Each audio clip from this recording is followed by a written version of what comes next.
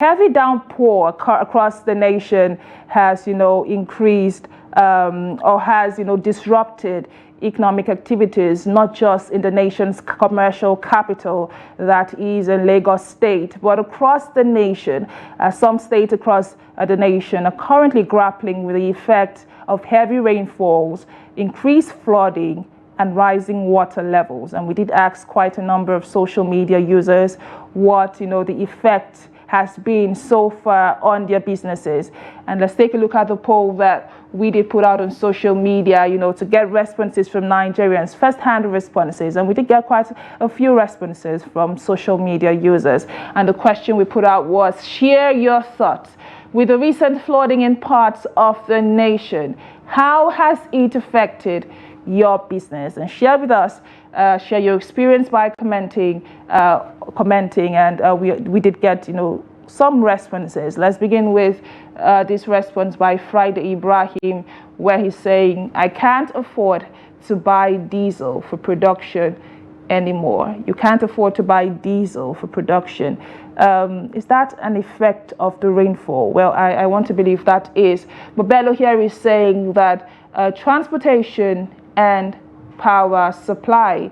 Thank you, Bello, for sending in your comment. Those are just the responses that we will be highlighting this morning. Well, let's move away from that now to the conversation proper. And like I stated, there has been heavy downpours across the nation, which has affected commercial activities, not just in the nation's commercial capital, that is Lagos State, but across the nation. But joining me now to discuss, the nexus between climate change and entrepreneurship is, I'm joined now by two gentlemen. And one is joining me from Benin, that is the capital of Edo State, that is Chima Williams, who is an environmental activist. And I'm also joined by Olumide Idowu, who is also a climate change activist, joining me from Akwa Ibom. Thank you, gentlemen, for joining us on Business Daily this morning.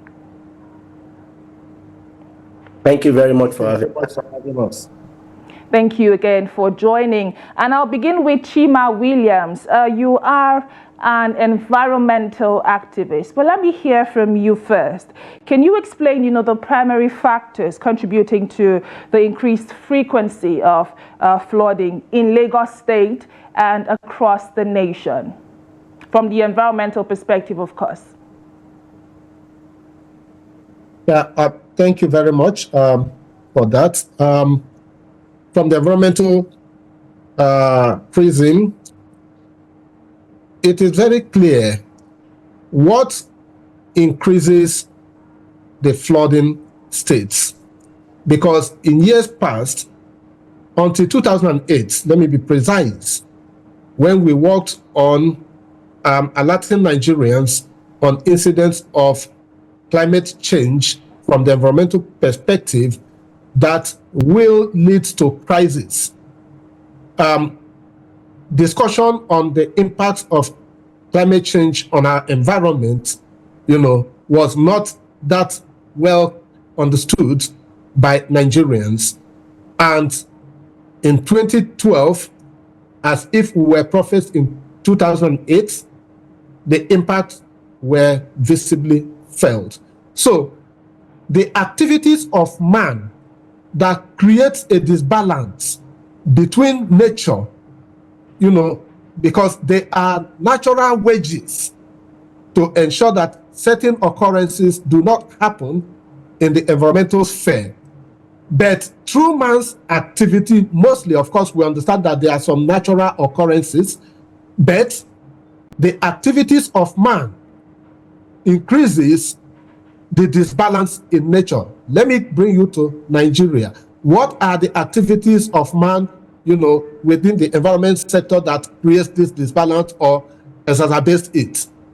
The incidence of gas flaring, which makes Nigeria among the greatest greenhouse gas emitting countries in the world, is one activity that, though it is a local activity, it has a global impact, okay?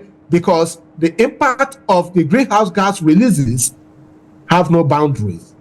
And as it is, we see when this goes into the atmosphere, it blocks the natural wages that makes, the relationship between the earth and the sun to be disjointed now, that the rays comes down straight. And then when we see that, the impact is what we witness, heavy downpour, heavy rain downpours, where it was not supposed to be.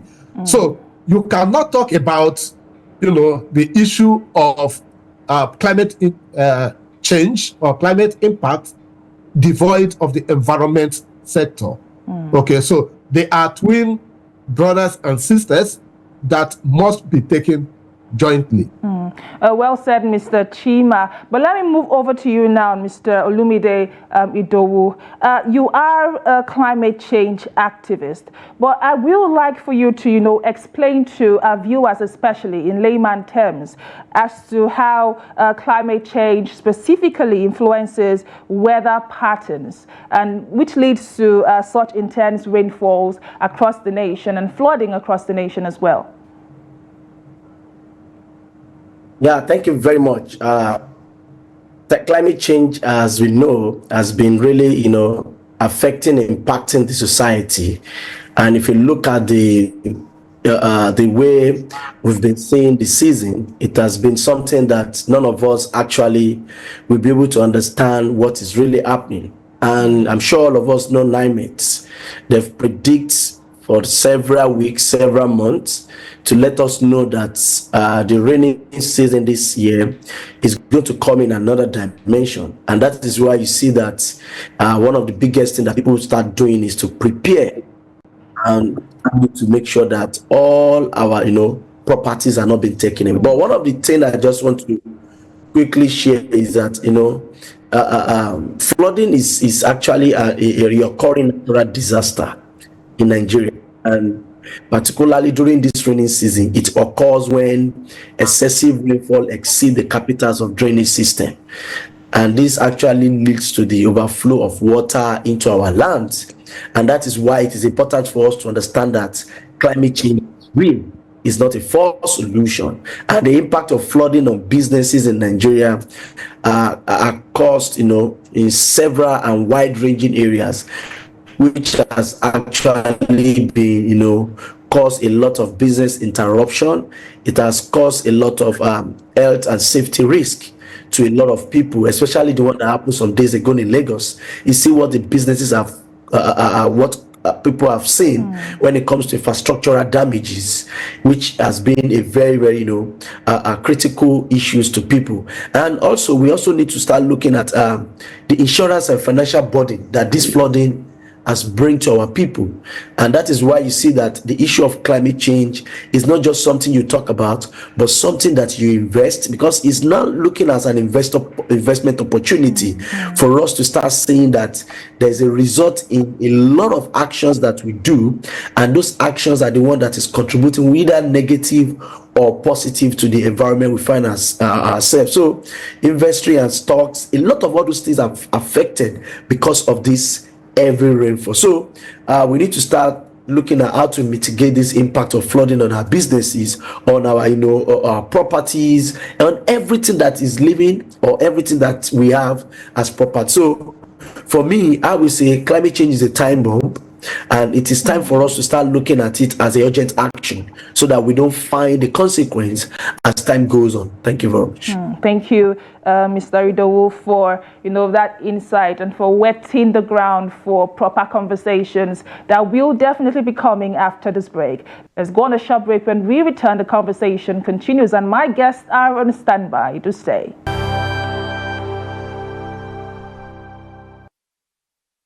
And you're still watching Business Daily, coming to you live on Trust TV. And just before the break, we started a conversation on the disruptions that have been witnessed recently due to flooding and high water and sea levels across the nation, especially in the commercial capital of the nation, that is Lagos State. And I still have my guests with me who are joining me virtually. I have Chima Williams, who is an environmental activist. He is joining me from Benin city. I also do have Olumide Idowu, who is a climate change activist, who's currently joining me from Akwa Ibom State. I will, continue with you now, Olumide.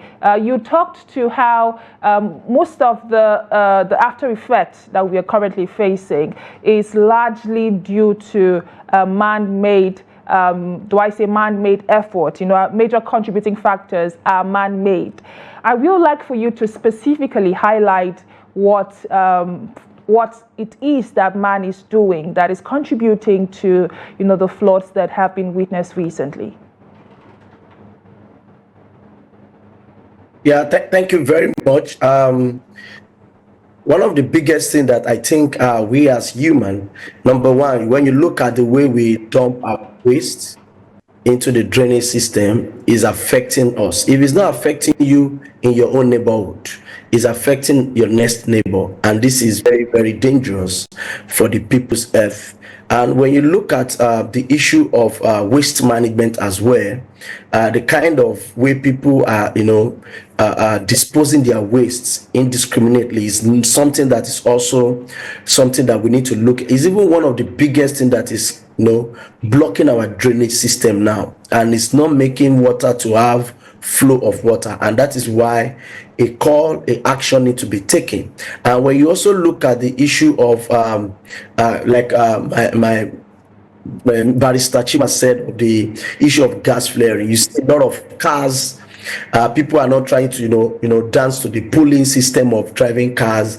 A lot of people, everybody just want to have his car on the way, and this is also contributing to the emission that we are seeing.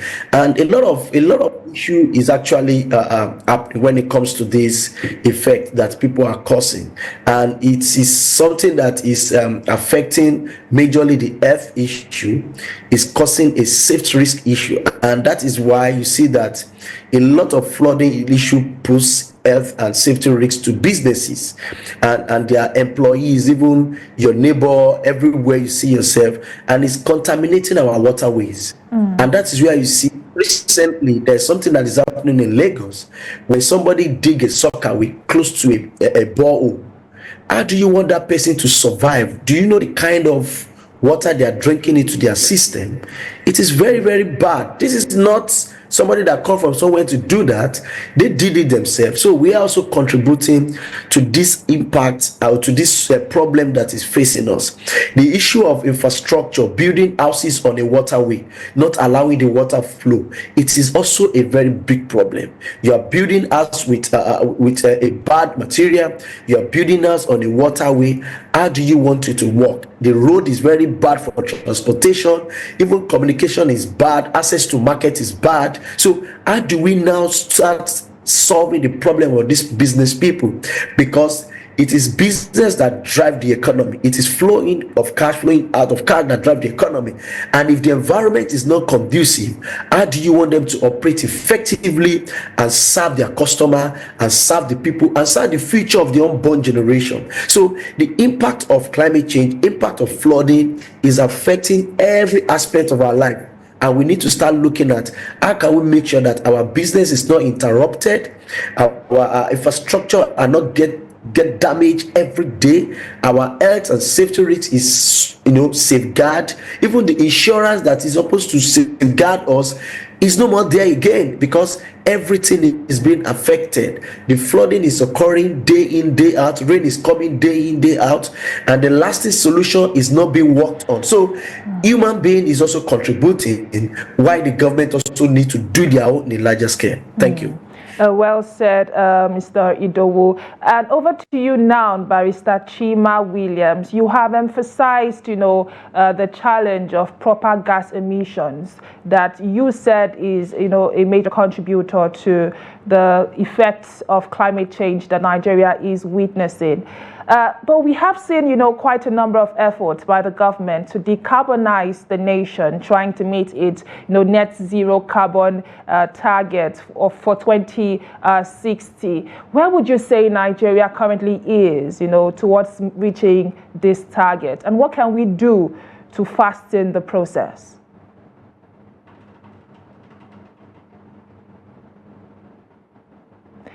We can't hear you. Okay, go on. Go on with your thoughts, Barrister Chima. Yeah, okay. I think you can hear me now. Yes, we can. Loud and clear. All right. Okay. All right. Thank you very much. You see, there is a difference between ideals that are on paper and ideas that are actions on. Nigeria is talking about decarbonization, net zero. Net zero is a concept that the Nigerian propagandists do not understand what net zero is all about, because net zero is an industry, deceptive calculation to hoodwink the people to think that something is happening. What is net zero? Does net zero talk about how do we stop the gas from being fled in Nigeria so that our emission footprint will be reduced? Net zero is just about numbers that aggregate to nothing. So I don't like talking about net zero when we want to talk about solutions to our problems in this country. Nigeria is one of the first African countries, in fact, the second African country, because as at now there are only 2 African countries that have passed their climate change laws. Okay? Nigeria has a climate change act. What is it supposed, what is our climate change act supposed to achieve for us? It's not just about talking of, intentions. Nigeria has talked about their nationally determined contribution, in line with the Paris Agreement to end gas flaring, but the goalposts continue to be shifted. And we have pursued this goalpost shift. It didn't start from today.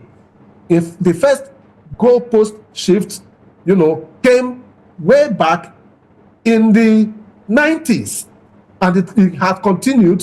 When there is pressure, they will shift.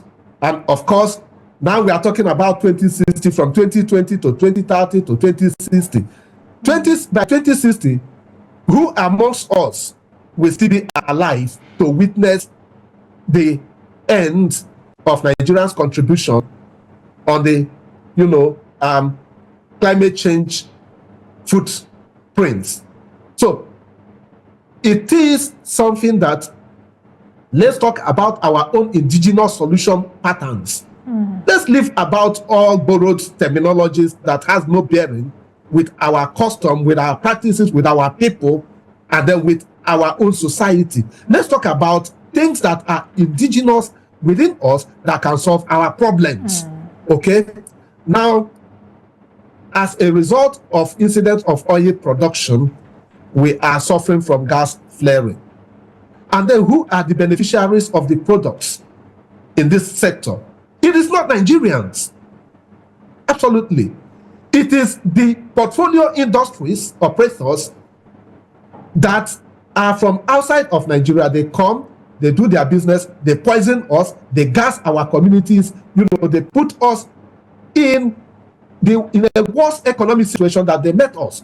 Before the advent of oil, Nigeria was a proudly agricultural country that its GDP was higher than most of the so-called developed countries that we are now slaves to today.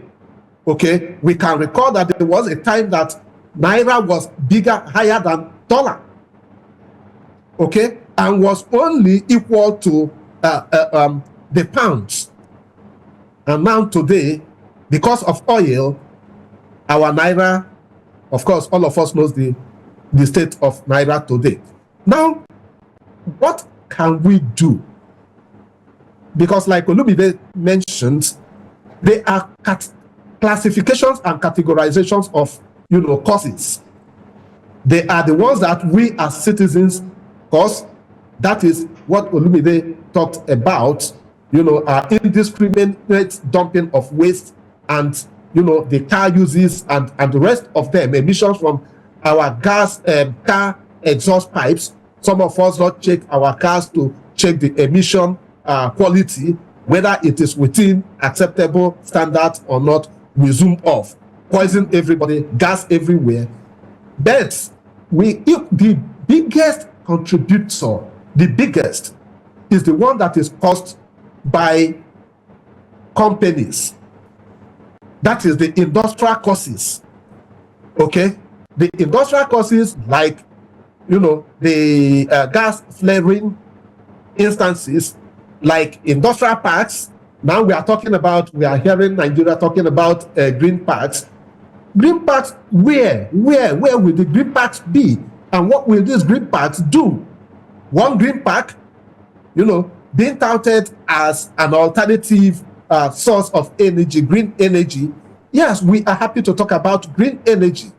Okay, alternative source of energy that is cleaner, that is more sustainable, that is more friendly usable. But do we think that creation of parks will solve that problem? The answer is no. Let us tackle the root cause. Let our law enforcers, the regulatory authority, or these are the greatest criminals in the issue of the destruction of our environment and creation of, the problem that we are suffering from today.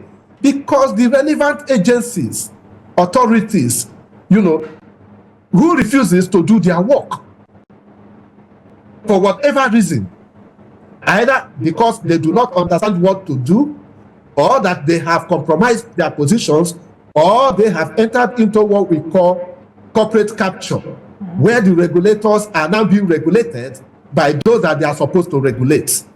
Okay, so when in a situation where the government does not empower the regulatory authorities enough to equip them to deliver their services, so who do you blame? So if we look at it, we are all guilty as charged. But in terms of the degree of our guilt, where we can start solving the problem from, we have to start from the positions of authority. Governments have rules, government has laws, government have policies. How are they able to implement and defend those policies that they have churned out? One, if government begins to do that, it will now set all of us, both the industrial operators and we the citizens, to begin to align with sustainable patterns of doing things. Okay, Barrister Chima, thank you for that very insightful response you gave, especially regarding the legislation, the policies that we already have in place and need to implement beyond what is on paper. But for those watching now, Barrister, this is still for you, for our viewers who are watching and wondering, what can I do from the comfort of my environment to ensure that I play my own role in safeguarding the environment? In 1 minute, Barrister, what would your response be to those set of individuals? Yeah, as individual citizens, first and foremost is that for us as lawyers, we say he who comes to equity must come with clean hands. So you must keep your environment clean, clear up all the debris that are blocking your drainages that will make flooding, happen and visible mostly in your area. But beyond that is that every citizen should be vigilant. We should all come together, pull our voices together to call on governments to uphold the rules that are already in existence, the laws that have been promulgated, the policies of government, implement them to the letter, and stop paying lip services to things that hurt the poor and ordinary man in the streets.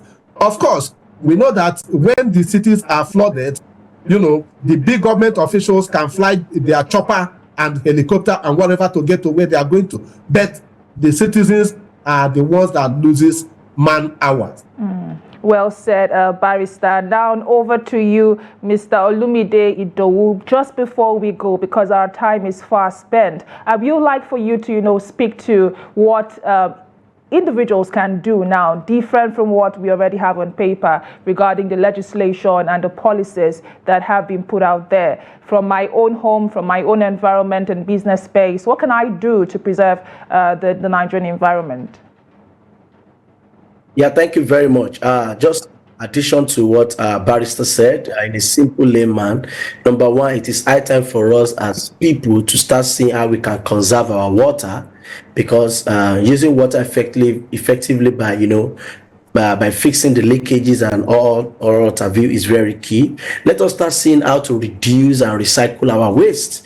It is very important. We can do it in our comfort zone, in our houses. Let us save energy. It is not every time you put on the light during the day. Conserve the energy so that you'll be able to have a fresh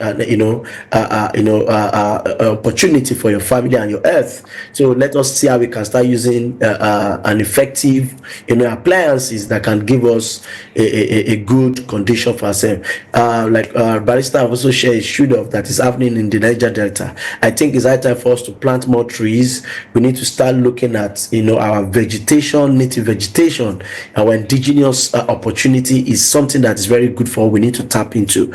Let us start using transportation responsibly.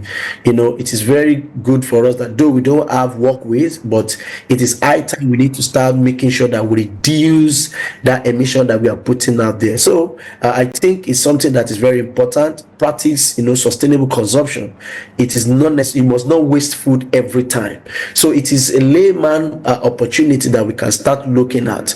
Everybody is saying that we should move from fossil fuel to renewable energy. This starts with us.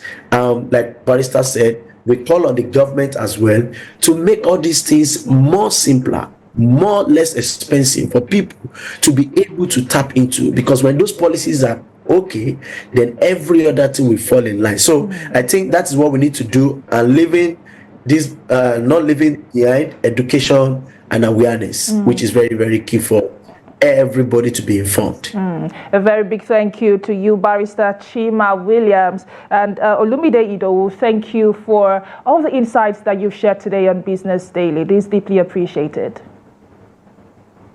Thank you very much for having us. Thank you very much for having us. This is where we draw the curtains on today's edition of Business Daily, coming to you live on Trust TV. But you can join the conversation on social media. Share with us how, the rising water levels and flooding across the nation is affecting your business. We'll be waiting and looking forward to your responses. My name is Chiamaka Nendu. Thank you for watching, and bye for now.